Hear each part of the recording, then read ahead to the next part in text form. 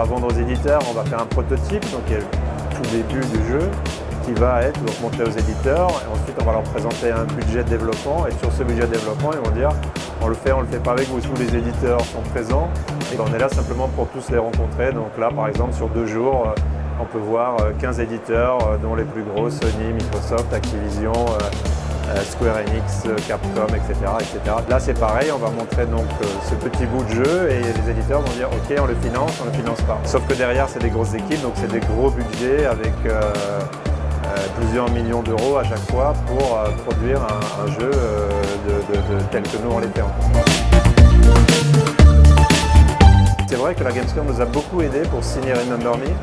Remember Me est un jeu qui se passe en 2084 dans Paris. Il y a un truc très spécial à ce moment-là, c'est que tout ce qu'on voit, tout ce qu'on entend, tout ce qu'on ressent peuvent être enregistrés sous forme de petits fichiers qu'on peut ensuite échanger, vendre, acheter, mais aussi voler avec un côté un peu sombre. Ça veut dire qu'on modifie en fait vos souvenirs, votre mémoire, et ça veut dire que vous pouvez totalement changer quelqu'un simplement en faisant ça.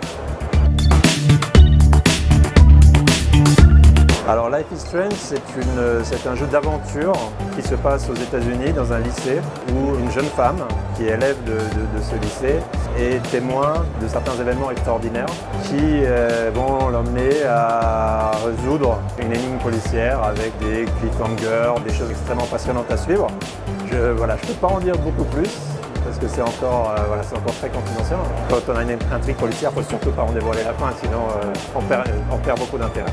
Life is Strange, c'est un autre parti pris, une approche différente, beaucoup plus stylisée. Je crois que le nom que le directeur artistique utilise, c'est Instagram Folk, donc des couleurs assez chaudes, un côté un petit peu nostalgique, avec des graphismes de personnages extrêmement beaux, mais peut-être plus stylisés que dans Remember Me.